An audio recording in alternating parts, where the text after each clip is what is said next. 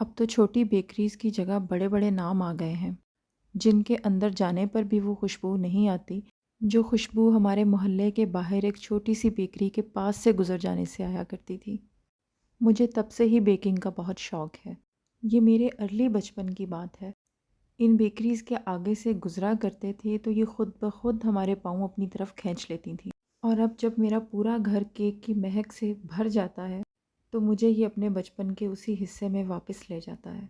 अच्छा चलें, बाकी बातें तो बाद में होती रहेंगी। फ़िलहाल आपको मैं एक ऐसा राज़ या ऐसी टिप देने लगी हूँ, जो मैंने सालों के धक्कों से सीखी है। अब आप वो एक ही जुमले में सुन लें। बेकिंग के लिए अंडा बड़े साइज़ का इस्तेमाल किया करें। जो रेसिपीज़ देखते हैं, वो इन्हीं अंडों से तैयार होती हैं। हम जब घर में छोटे अंडों से तैयार करते हैं, तो रेसिपी का आउटपुट वो नहीं आता जो आना चाहिए। आज मैं घर में केक की तैयारी कर रही हूँ, वो भी 1 नहीं 2। क्योंकि मेरे घर में केक्स बाहर से नहीं आते। घर में इस्तेमाल करना हो या कहीं पर देना हो, केक मैं खुद बनाती हूँ और प्राउडली देती हूँ कि ये होममेड केक है। बस मुझे कहीं पर केक भेजना था। अब ये तो हो नहीं सकता था कि एक केक बने और फिर बच्चे फ़रमाइश ना करें, तो फिर मैंने 2 केक्स एक साथ प्लान किए। किचन में काम करते हुए जो चीज़ मुझे सबसे ज़्यादा उलझन देती है, वो ये रीफ़िलिंग है। जो काम करते-करते चीज़ों को रीफ़िल करना पड़ता है, ये सारे काम का सीक्वेंस ख़राब कर देती है। मैंने आपसे कहा था कि मैं आपके साथ बहुत जल्द अपनी ये सारी रेसिपीज़ बहुत तफ़सील के साथ शेयर करने वाली हूँ। तो जी, मैं अपनी बात पर कायम हूँ।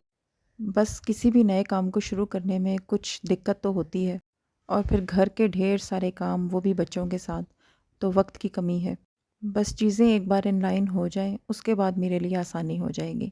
इसीलिए भी मुझे कुछ वक्त लगेगा, या आप कह लें कि कुछ दिन लगेंगे। बस सब इंग्रेडिएंट्स की मेजरमेंट की और उसके बाद केक बनने के लिए रख दिया ओवन में, और मैं भूल गई उसको कुछ देर के लिए। मुझे आज माश की दाल पकानी थी।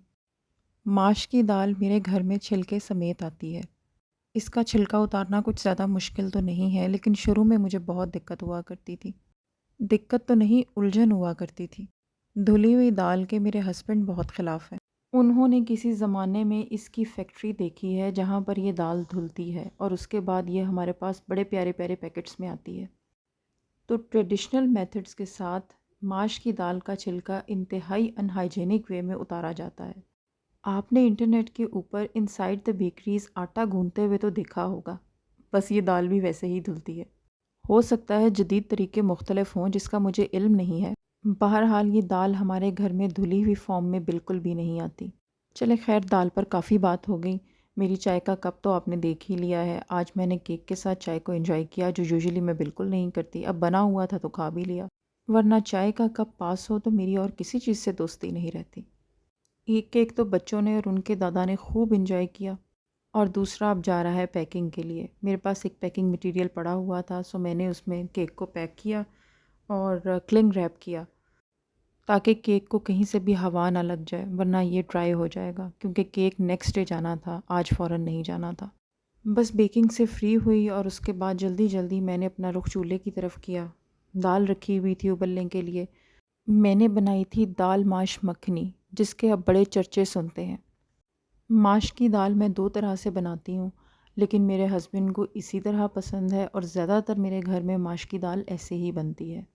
Of course he is head of the house, तो उनकी पसंद पहले। उनको पसंद आ जाए तो मैं बहुत खुश। वैसे उनको कुछ चीज़ें ज़बरदस्ती भी पसंद करनी पड़ती हैं, वरना मेरा मुँह बन जाता है।